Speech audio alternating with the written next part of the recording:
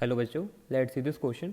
So the question says that in a conducting hollow sphere of inner and outer radii 5 and 10 centimeter respectively, a point charge 1 microcoulomb is placed at point A, that is 3 centimeter from the center C of the hollow sphere. An external uniform electric field of magnitude 20 Newton per coulomb is applied. Net electric force on this charge is 15 Newton away from the center of the sphere as shown in figure 1.455. Find magnitude of force exerted by the charge placed on point A on the surface.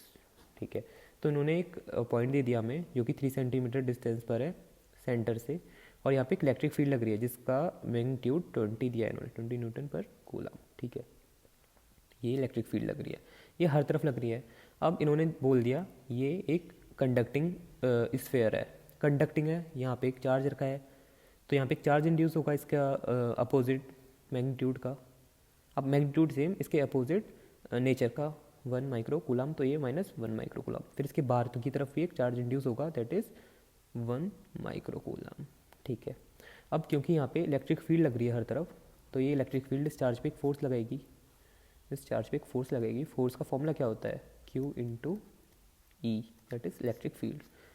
ये Q की हमें value पता है 1 micro coulomb into electric field की value 20 newton पर coulomb, तो हमारी force की value I 20 micro Newton.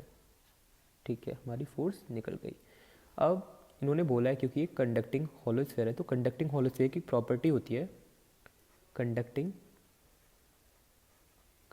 hollow sphere, conducting hollow sphere will neutralize इसके इफेक्ट को, जो इलेक्ट्रिक फील्ड लग रही है, ये इलेक्ट्रिक फील्ड इंड्यूस चार्ज पे एक फोर्स लगाएगी एंड इस हॉलो स्फीयर में पूरे फोर्स को या फिर इलेक्ट्रिक फील्ड को न्यूट्रलाइज करने की प्रॉपर्टी होती है. Will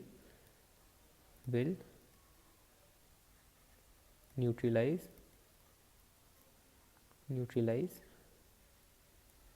the effect of electric field. ठीक है, अब ये भी इधर को एक जो ये इंड्यूस चार्ज है, तो ये इलेक्ट्रिक फील्ड एक अपोजिट डायरेक्शन में लगाना स्टार्ट कर देगा. ये इंड्यूस चार्ज अपोजिट डायरेक्शन में, एक यहाँ पर भी मतलब पूरी तरफ इंड्यूस चार्ज है वो हर तरफ होगा, ये इधर को इलेक्ट्रिक फील्ड लगाना स्टार्ट कर देगा. That is from right to left. Electric field will induce electric field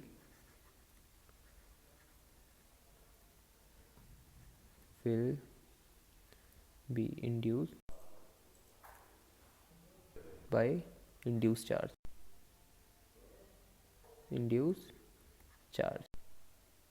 from right to left. ठीक है, from right to left. ठीक है, एंड इस जो चार्ज था अंदर वाला, इस चार्ज पर पहले से एक फोर्स लग रही थी 15 न्यूटन की. अब इलेक्ट्रिक फील्ड भी इंड्यूस हो रही है, एक इलेक्ट्रिक फील्ड भी इंड्यूस हो रही है, ये ऐसे भी इंड्यूस होगी, अंदर भी सेम मैग्नीट्यूड की, अंदर भी एक इलेक्ट्रिक फील्ड इंड्यूस होगी इधर से इधर. ई इन नाम दे दिया, तो ये राइट से लेफ्ट है, तो ये इलेक्ट्रिक फील्ड भी इस चार्ज पे एक फोर्स लगाएगी, और इंड्यूस इलेक्ट्रिक फील्ड का भी वही मैग्नीट्यूड है जो कि नॉर्मल इलेक्ट्रिक फील्ड का था. ठीक है, E induce equal to E that is 20 newton per. अब अंदर वाला चार्ज पर फोर्स लग रही है, that is force in equal to E in into q, E in into Q.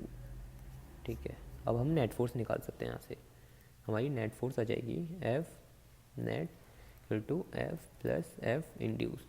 F induce हुई थी, F नेट, F पहले जो थी वो थी 15, F इंड्यूस हुई है 20 माइक्रो न्यूटन, तो ये ऑलमोस्ट 15 ही आएगी, 15 न्यूटन ही आएगी, क्योंकि ये तो बहुत छोटी है, ये फोर्स बहुत छोटी है.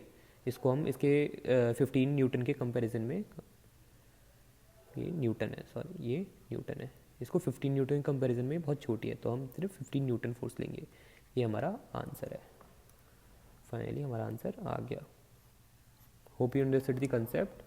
All the best. Thank you.